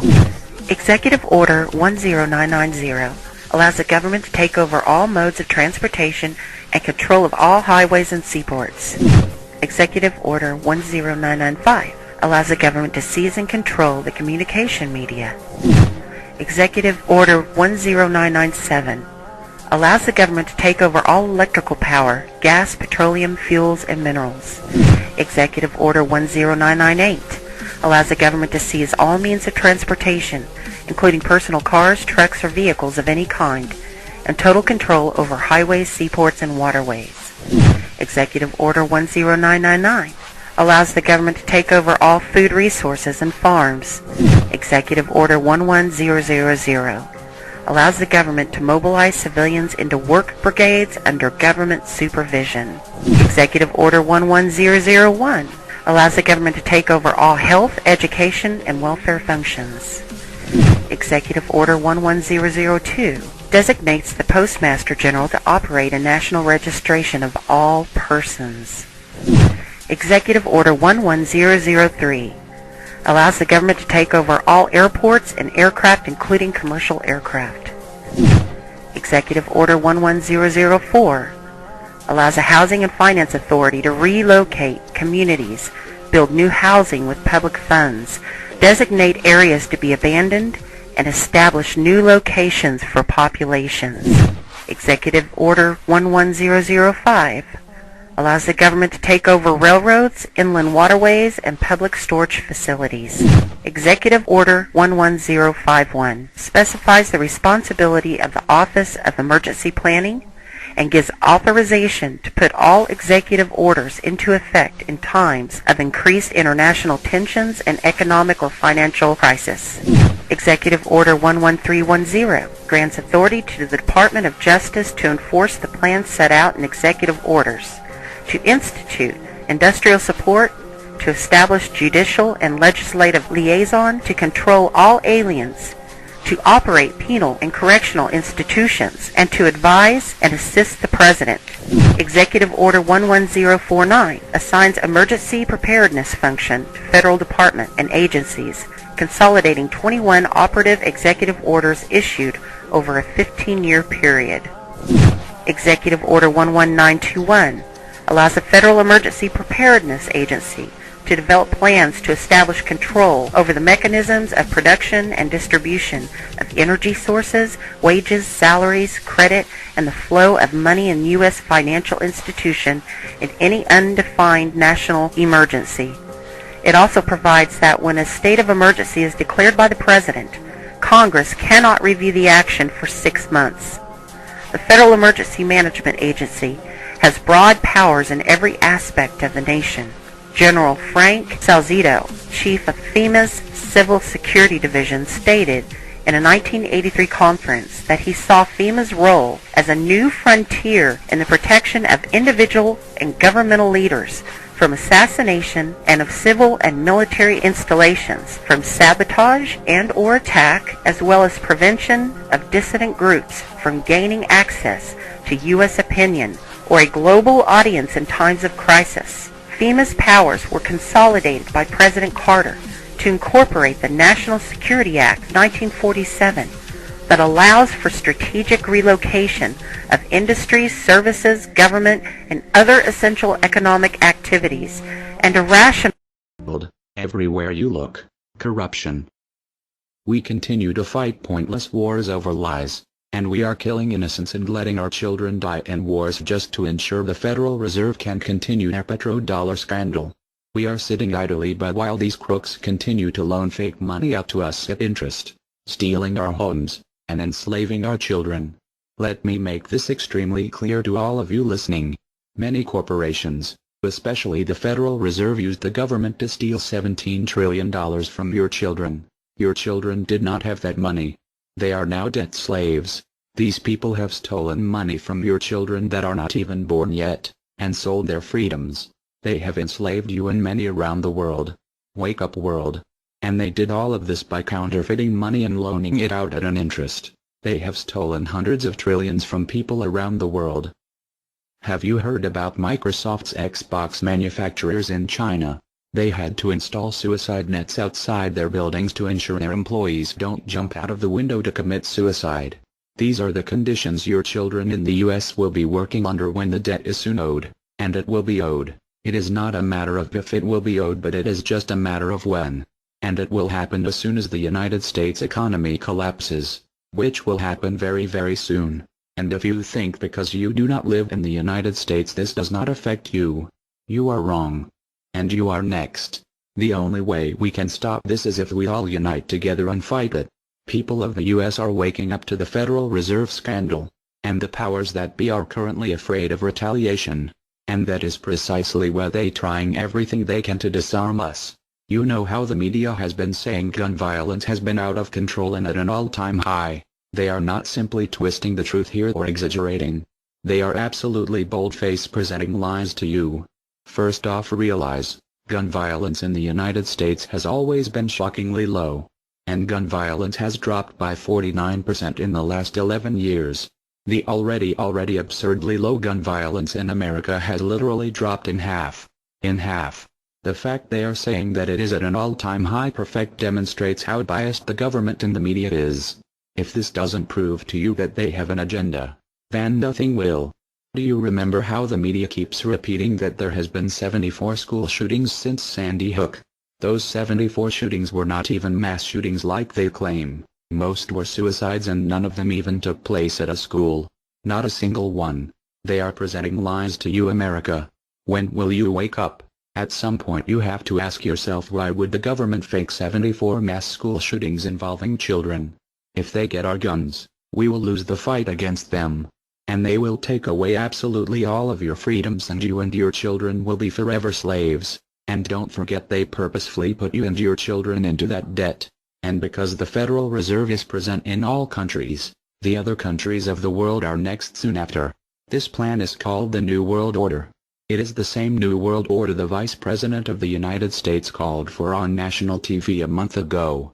He said we need to strive for and complete the New World Order. This is also the same New World Order President George Bush and President Kennedy said is our country's lifetime goal. And the same New World Order George Bush said on national TV said will happen no matter what we do, and we cannot prevent it. This has all been a long-time plan. The Federal Reserve and their partners want complete control of humanity. We cannot let this happen. They want to rule over us, like kings and queens. And humanity will be forever lost to enslavement by a bunch of tyrants who have publicly admitted they want to kill off the majority of the population so the masses are easier to control. They are going to wipe your bloodline completely off of the earth. He'll tell you the order of things to happen. The enslavement will follow immediately after guns are taken away and you cannot fight back.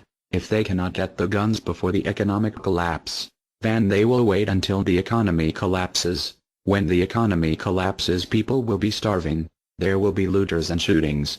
The government will insist on taking guns away to help, and as soon as the guns are taken away, then we will fall into a complete dictatorship. Do not fall for it. Remember, they are the ones who caused the economic collapse to begin with. This is the same tactic used on Germans and it worked.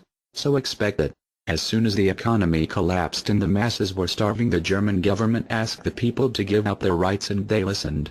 And then eventually the government was throwing the naked masses into giant burning hot ovens for mass execution.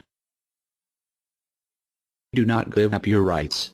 Do not give up your guns. Fight back, as they were the ones who caused the problem.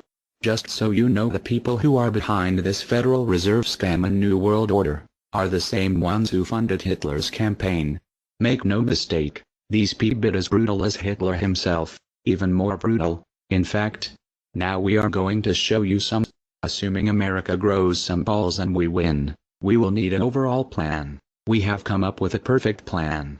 This plan offers extraordinary possibilities. It will make for the most beautiful and free world you can ever imagine. If we are successful, we can leave a much better for our children. A beautiful world.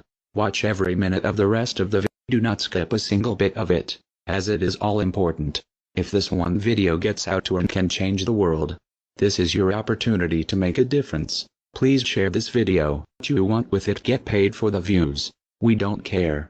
Just get the message out there for the world to see. Now sit back and relax, enjoy the movie.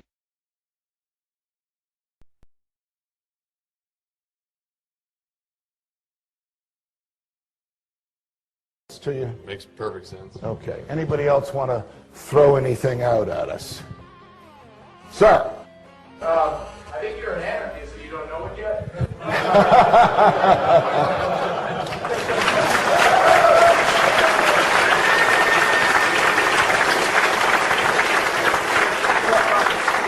Do you hear me denying anything?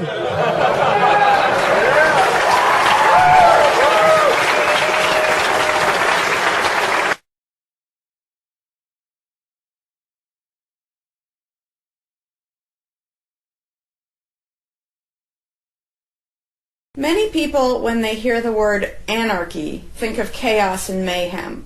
So they assume that an anarchist must be in favor of disorder and violence. That is the complete opposite of the truth. Most objections and complaints about the anarchist or voluntarist philosophy are not actually about the philosophy itself, but result from people misunderstanding what the philosophy is all about. To illustrate a few points, we will use the example of two fictional islands. Authoritania, where there is a ruling class or government, and anarchia, where there is no ruling class of any kind. We will use these islands to examine several common misconceptions about anarchism. Lots of people think anarchy means every man for himself, or survival of the fittest, or the absence of any social cooperation or organization. They think that anarchy means everyone has to be self-sufficient.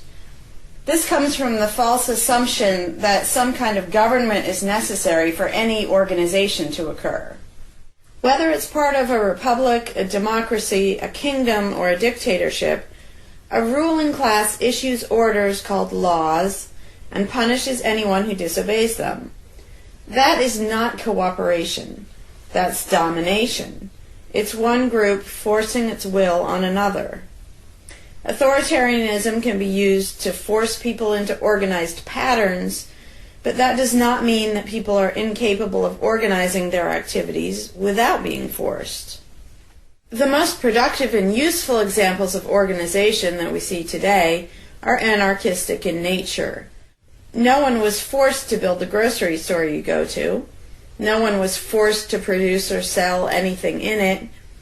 Everyone involved in the vastly complex operation of growing your food, transporting it, displaying it in the store, and selling it to you, everyone involved participates voluntarily, working in exchange for money.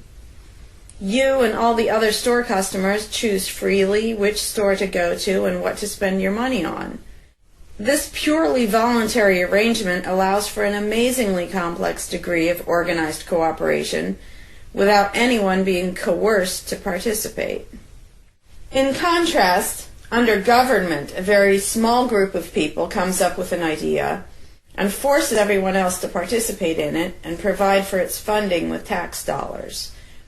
In the authoritarian version of a supermarket, the ruling class would tell people what to produce and how much, what prices to charge, and they would tell customers what they must buy and what they must pay. Anyone who did not comply with the centralized master plan would be punished in some way. That is how government does things. Which one of these would you prefer? Another common but incorrect assumption is that if there were no ruling class or no government, people would have no way of defending themselves against common criminals or foreign invaders. Again, this is simply not true. The government version of protection is inherently hypocritical. Governments will use their hired law enforcers to find and lock up some of the private thugs and thieves and prevent them from preying on people. But every ruling class gets the money for its operations by way of taxation, demanding money from its subjects and punishing those who don't pay up. Oddly, every ruling class insists that it needs to be able to forcibly control and extort money from people in this way in order to protect them from private criminals who might try to forcibly control and extort them. In contrast, if there is no government, people do not lose their inherent right to defend themselves from violence, or to defend what they have from those who would take it. Every person has this right, and they also have the right to organize and cooperate with each other to exercise that right. Organizing for mutual defense does not require any government-granted laws or authority. No one wants to be attacked or defrauded, and everyone wants to feel safe. Whether each person takes this on himself or herself individually, or whether they hire and organize others to do it on their behalf, it can be done on a voluntary basis. Those who insist that government is necessary often claim that if there wasn't a government, then smaller private gangs would spring up to enslave and rob people. Organized crime gangs exist along with government, and most people do not understand the dynamics between them and how government enriches and empowers organized crime while appearing to fight it. Black markets enrich organized crime, and money allows them to buy government protection. There's no reason to think they would do as well in an environment of freedom where they would have fewer ways to make money and would be up against both individual and organized armed citizens. A criminal gang that's recognized as such has far less power than a gang whose aggression is perceived to be legitimate and proper. And that's the gang we call government. When thuggery is called law enforcement, and thievery is called taxation, and self-defense is called crime and terrorism, then even the widespread ownership of firearms can't do much to stop the aggression. Imagine a private gang trying to do the things that government does without the aura of authority, and imagine how a well-armed population would respond to this. The gang would fail quickly and dramatically. Another concern that people have when they first consider the idea of a stateless society is that some people are truly malicious, destructive, and sociopathic. The concern is that these people would be free to do anything they wanted and no one would stop them. But this concern is again based on a basic misunderstanding of human nature. Wherever we have a government ruling class, we still have freelance thieves and thugs who are not deterred by the laws of the politicians. In some instances, they're stopped by force by the police, or they decide not to commit a crime for fear of what the police might do to them. What makes this deterrence work is not the legislation or the official badges, but the simple threat of harm to the sociopath. It really makes no difference whether the threat comes from the police, or another citizen, or even another criminal. A sociopath doesn't care about laws or social rules. He cares about avoiding pain and hardship for himself. This is still true when a government ruling class is not involved at all.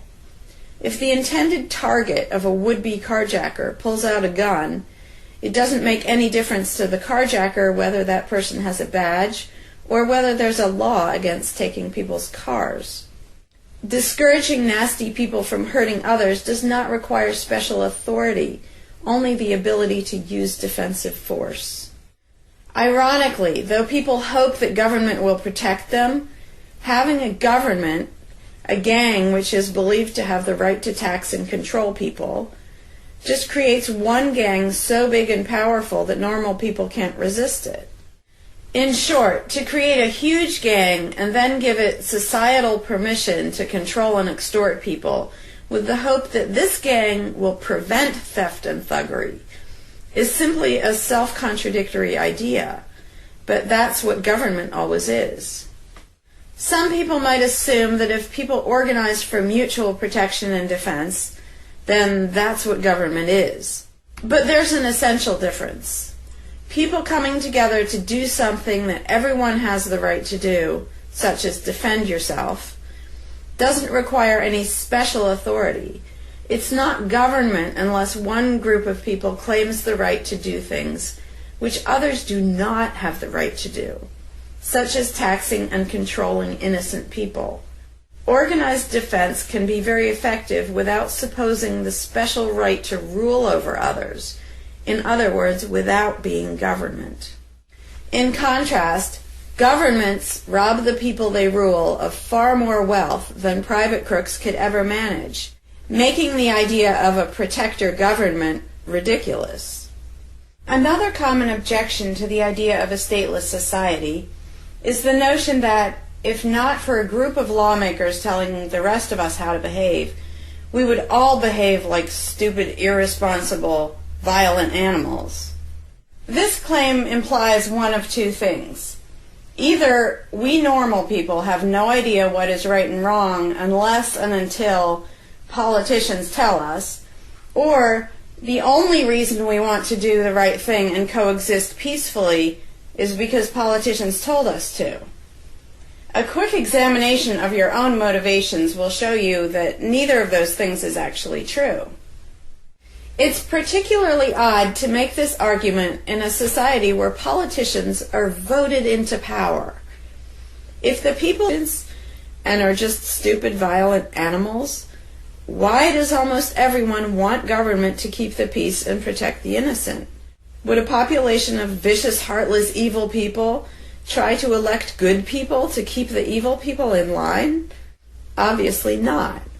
The goodness and the desire for order and peace comes from us, not from the lawmakers we vote into office. The same holds true of everything that government does. If people are so short-sighted and selfish that they can't be trusted to voluntarily organize and raise money for whatever they deem important, then how can those same people be trusted to decide who should be in power? The implication is that the average person can't be trusted to run his own life, but can be trusted to choose someone to run other people's lives. Government is really not a civilizing influence. It's actually an uncivilizing influence. People who would never personally rob their neighbors constantly use the government to do it for them by way of taxation. People who would never dream of trying to control minute details of their neighbors' lives think it's just fine to vote for politicians to do it instead. Government gives everyone the opportunity and encouragement to rob and control other people without risk. So government, rather than serving as a check against the imperfections of our nature, instead drastically amplifies our greed, irresponsibility, and malice towards other human beings by giving us a legally acceptable and risk-free way to interfere with the lives and choices of our fellow men and women. Government brings out the criminal and busybody in everyone. In contrast, in the absence of a ruling class, people would lose their ability to ask lawmakers to interfere with their neighbors' lives.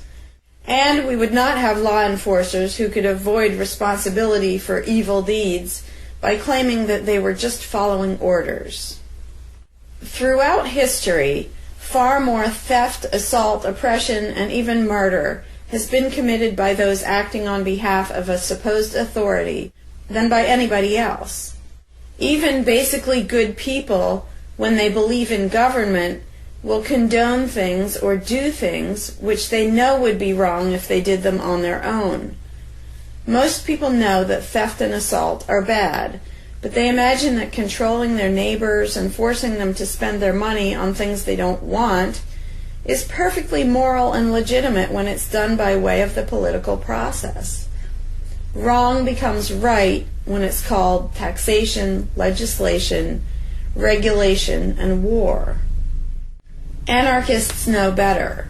They know that human society will never be perfect, but it would be a whole lot better if evil deeds were committed only by genuinely nasty, sociopathic people rather than being committed wholesale by basically good people who think that violent aggression is okay when it's called law enforcement. The fundamental principle of voluntarism is very simple. It's wrong to initiate violence against any other person, regardless of badges, laws, or alleged authority. The only time the use of force is justified is to defend against aggression. Almost everyone understands this on a personal level, but they've been taught that this basic rule of social living does not apply in the game of politics and government. Most people already know how to get along with others, and most people want a peaceful and just society. Our morality doesn't come from politicians making laws. Our ability to organize and cooperate doesn't come from the ruling class. When people escape the belief in government, they don't suddenly turn into violent animals. Our inherent right to defend ourselves and our ability to defend ourselves is not served by government. In fact, It's threatened by government more than by anything else. Ruling classes do not produce peaceful coexistence, but rather perpetual conflict and violence. Our belief in government authority takes our compassion, virtue, and good intentions and turns them into power for people who crave power and riches. Of course, the people who benefit most from the political racket will put a good spin on the system and do their best to convince people that it's a social necessity. But ask yourself this: have the thousands of laws, regulations, and taxes imposed on you by politicians made you a better person? Have they made you more productive or more caring? Is the world better off with the politicians taking your money and telling you how to live your life? Or do you think it might have been better off if you'd been allowed to spend your own money and make your own decisions? Is society really best served by a small class of people forcefully imposing a centralized master plan on everyone else? Can the orders and threats of a ruling class make the world what it should be? Or would society be better served by human freedom and respect for individual rights, by voluntary cooperation and peaceful organization? If this second option sounds better to you, maybe you should learn more about anarchism. Some people dismiss anarchism as a utopian idea that would only work if everyone were generous and compassionate. Obviously, everyone is not generous and compassionate all the time. But these people need to look at the other side of the coin. If people are too stupid, greedy, and malicious to be free, aren't they too stupid, greedy, and malicious to be trusted with power over others? Whether people are inherently good, bad, or some of each, giving a person power over others is not going to make that person better. In fact, power has historically been known to corrupt people and make them worse, whereas the discipline imposed by the equal freedom of everyone else brings out the best in human nature. Most people today think that we need some form of government because they mistakenly believe that obedience to authority makes us all more civilized, moral, and peaceful. In reality, it has always done exactly the opposite. Everyone knows that governments can be corrupt, abusive, inefficient, counterproductive, even tyrannical. But most people assume that the way to fix that is to get the right people into power. People have spent centuries trying to create a good society using different kinds of ruling classes, different legal structures, different ways of choosing the rulers, and so on. But every governmental construction has resulted in freedom and riches for some, and oppression, violence, and poverty for others. What if, instead of deciding what the throne should look like and who should sit on it, all people of goodwill embraced the non-aggression principle? What if, instead of looking to a ruling class to impose our values on society, we embraced the concept of self-ownership? These principles are simple and easy, to the point of being self-evident, but they're diametrically opposed to the authoritarian principles that most of us have been indoctrinated with. Anarchism does not mean chaos and violence, or every man for himself. Having no government does not mean having no morality, no organization, and no cooperation. Simply put, anarchism does mean that no one is your master and no one is your slave. And that's all it means. Themselves have no moral code and no conscience. Sleeping well at night in the worldwide crises, I cannot even sleep well at night knowing my brothers and sisters around the world are in great danger losing their substantial remaining freedoms we all have. This video will make you angry, weep, horrified. And this will serve as a biggest wake-up call of your life and will change your life forever. Pay special attention to what you will see in the video. Martial law is here, and is only the beginning of this beta testing before the military do go out and fight against us. How could some of you allow all this to happen and be so freaking scared if you protest? How disgusting and how immoral you are if you let this happen. To those who are awake and aware of the corruption, it is important to wake up the remaining peoples who are still ignoring the reality, and it's time to go all out. We will show no more mercy. We will be aggressive in our fight. We will not stand down. We will not give up. This is the biggest fight in the anonymous era and in human history. The world will remember, and will look back at us and may say, boy, they have fed themselves up, and how could they allow evil to take over that quick? There is no more time to waste on television shows. This is our future in peril here. If we stand down and do nothing, we will become forever slaves to these tyrants and the New World Order. Get armed. Get prepared. Get ready for the big one coming, and the big one is just at the door. When will you wake up? Realize this is what we are all facing together worldwide. Spread the message. Do not miss one bit of this video. Pay attention. We are anonymous. We are legion. We will never forgive tyranny. We will never forget what they have did to us. Too late, Illuminati. To even expect us. And time. For you and your puppets. To die. And to be banished forever. Hi everybody, this is Lisa Haven, and I've got some pretty bad news that I have to share with you guys today. But here's our headline for starters. It's huge new Army military document exposes, and I mean all out exposes, their martial law plans and their FEMA camp plans that they have set for the Southwest. This is huge. This was a recently classified document, and parts of it may still be classified. This has been the unclassified document, but it has recently been unclassified, and it reveals basically an 8-week training course, and it's called, I have it written down here, Jade Helm, or Jade Helm, H-E-L-M. I'm going to go through it with you guys in a moment, but this particular exercise is specifically taking place in places like Texas, Arizona, California, New Mexico, Nevada, and Colorado. These are the particular states that they're focusing on, and some of them they have even labeled as hostile. This is a huge red flag on so many levels. We all know the internment and resettlement document. If you haven't studied that, I highly encourage you guys to Google it. I've done quite a few videos on FEMA camps and the internment and resettlement document I'm going to be doing right here. And then they go even further and they list Utah. Anybody guess why that's in red? I have one. Mormons. You know, Mormons are they teach against things like what the government's doing. They're big preppers. Okay, Mormons don't mess around. They don't agree with a lot of stuff that the government is doing, and the government knows that.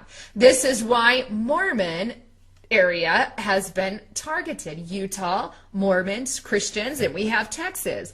We have Christians and Patriots, both labeled as hostile examples that can be used. Now, the reason that they're actually labeled as hostile, and I'm gonna go there, and then I'm gonna come back. It says here, it says, why Texas? Okay, yeah, good question. Why Texas? Why is it hostile?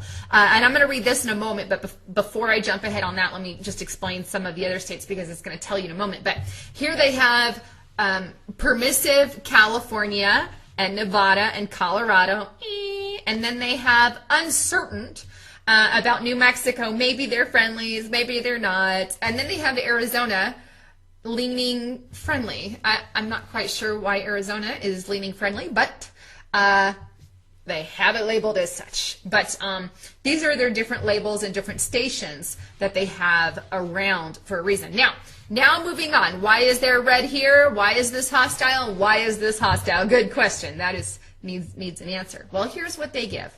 The United States Special Operations Command has conducted numerous exercises in Texas because Texans are historically supportive of efforts to prepare our soldiers, airmen, Marines, and sailors to fight the enemies of the United States. Huh. That's funny. So basically, they're going to use Texas because Texas is supportive of our soldiers, airmen. You know, pretty much all of America is supportive of our soldiers and stuff. What we're not supportive is martial law and a corrupt government doing things like that. But I beg to differ. You're not going to call an area hostile because they are nice to military. And you know, you can make the exclamation or the debate, oh, it's because, you know, they label them as a hostile area because they're openly accepted as taking that temporary label. Whatever, that's not the case. We all know that Texas is very anti, you know, what's going on in the government, and they're very pro-gun, and the government is very against gun.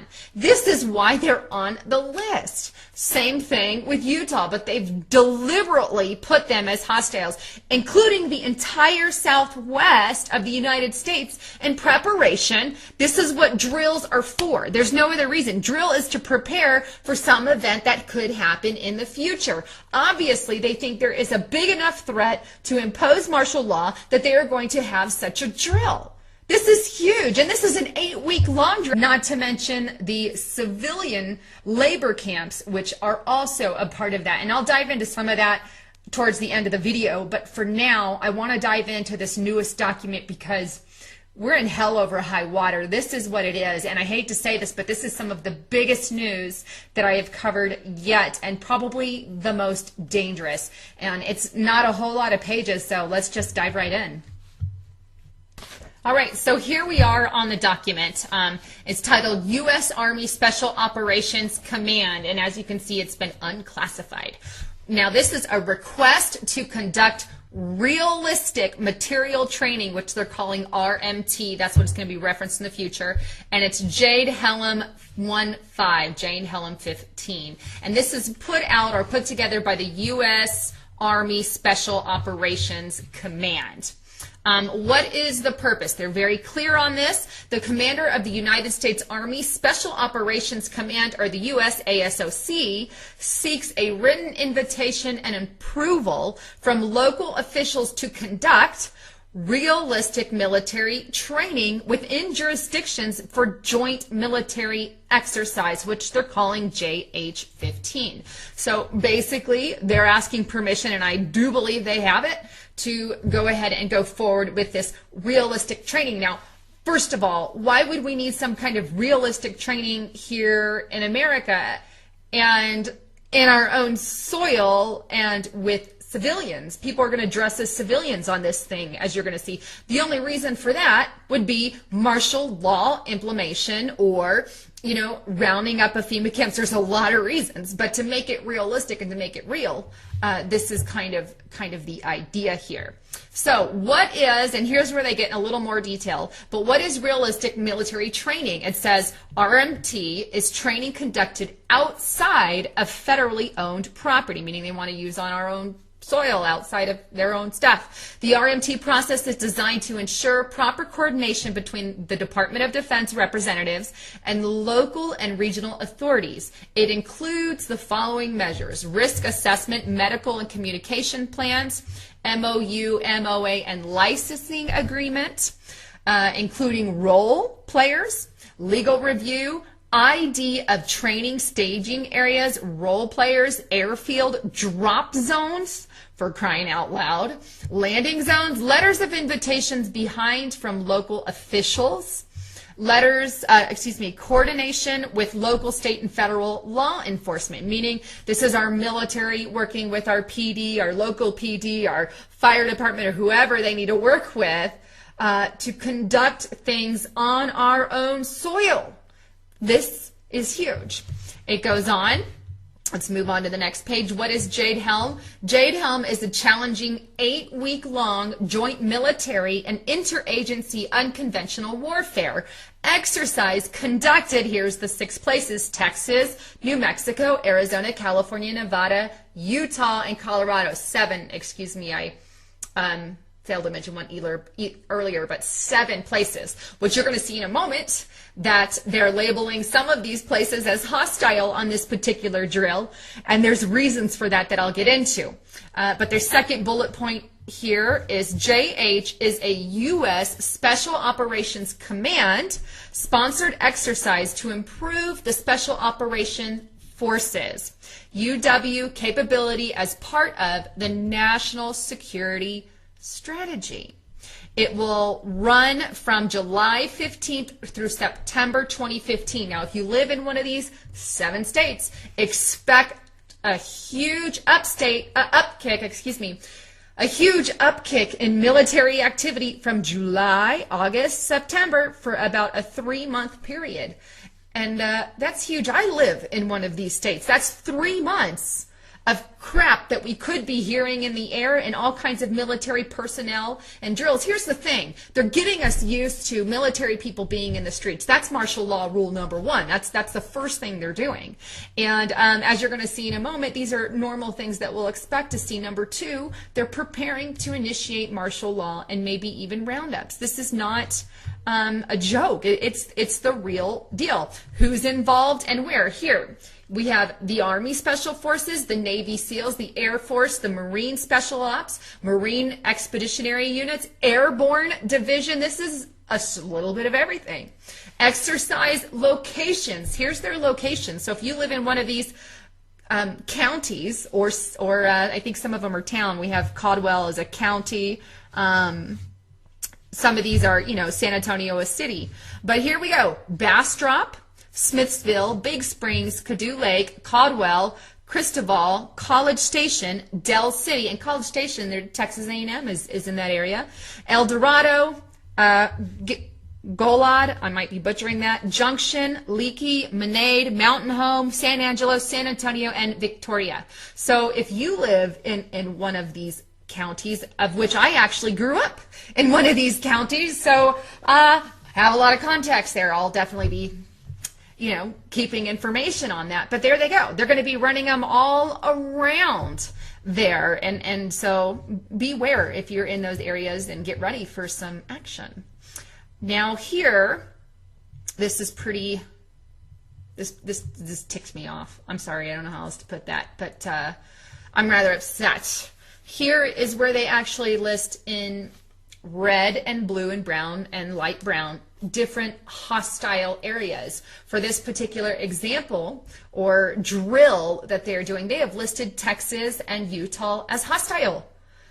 Let me think about that for a moment. Probably the most pro-gun people live in Texas. Texas is very patriotic. They wanted at one point to secede from the Union. Texas has a lot going for them. A lot of patriots, a lot of Christians in that area. Why would Texas be targeted? Specifically for that reason. There's a lot of patriots there. And this is one that they've listed as a hostile area as an example to the drill that they're